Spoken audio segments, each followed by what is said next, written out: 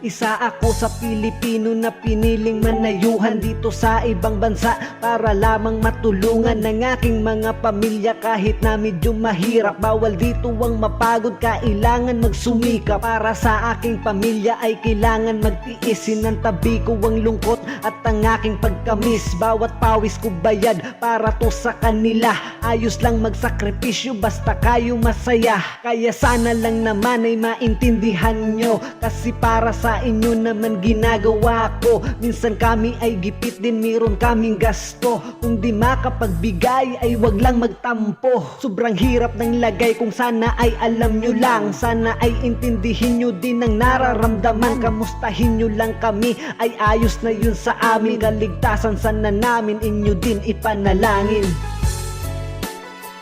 Yeah, saludo sa lahat ng mga OFW natin dyan. Laban lang, ingat kayo yan lagi. God bless.